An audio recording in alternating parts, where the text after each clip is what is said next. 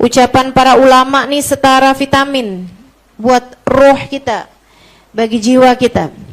Sakitnya badan tuh kalau tidak diiringi dengan sakitnya hati itu ringan. Sakitnya badan sesakit apapun, kalau tidak diiringi dengan sakitnya hati, itu masih manusia masih sanggup nanggungnya. Akan tetapi yang bahaya itu apabila sudah bukan lagi sakitnya badan, melainkan sakitnya hati, sakitnya jiwa manusia, sakitnya ruh. Itu yang menyebabkan orang punya istri bisa memperkosa istri orang. Itu yang menyebabkan seorang perempuan punya suami bisa selingkuh dari suaminya dan bersama dengan laki-laki yang bukan mahramnya.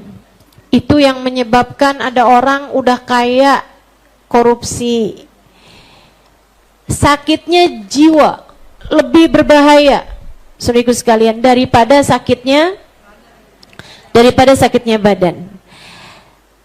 Karenanya nih badan-badan kita ini perlu kesehatan, tapi lebih perlu lagi kesehatannya roh kita, kesehatannya hati kita. Nah, ucapan para ulama yang memang semuanya berdasarkan dari hadisnya Nabi, berdasarkan dari ayat Al-Quran, keluar dari bersihnya hati, itu setara vitamin-vitamin bagi hati kita. Pengen hati kamu dapat vitaminnya, baca ucapan-ucapan mereka-mereka ini. Ucapannya para ulama-ulama Allah, ucapan orang-orang yang hatinya bersih, ucapannya keluar dari hati, karenanya penting bagimu untuk kamu masukkan juga ke dalam hati. Kalau ucapan orang yang ngomongnya nggak pakai hati, ngapain dimasukin ke dalam hati?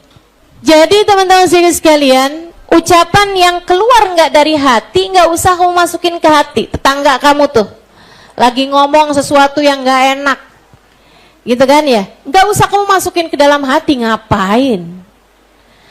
Misalnya suami kamu lagi marah, lagi kesel sama kamu, terus dia marah-marah, emang ngomongnya dari hati?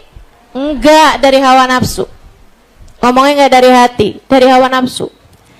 Yang ngomong dari hawa nafsu jangan masukin ke dalam hati. Atau ada orang nih di jalanan, kamu ketemu teman kamu lagi zaman SMA, kok sekarang kamu gendutan? Ya Allah, udah deh. Tuh orang ngomong kayak begituan, emang dari hati? Enggak ada yang dari hati. Enggak usah kamu masukkan ke dalam hati. Ada ucapan yang kamu perlu masukkan ke dalam hati nih, ucapan-ucapan dari para ulama-ulamanya Allah, menulis dari hati, mengajar dari hati, ilmunya pakai hati, nggak pakai ada keikutsertaan hawa nafsu di dalam ilmu mereka pada apa yang mereka sampaikan. Karenanya perlu untuk kita masukkan ke dalam hati kita. Kata beliau, wa min amthali ghururil usah, salah satu dari tertipunya ahli maksiat. Ini kita nih pendosa nih. Pendosa nih juga kadang-kadang suka tertipu. Tertipu dengan apa? Nah ini dia nih, bagian dari tertipunya ahli maksiat-maksiat. An yasil insan thumma yatub.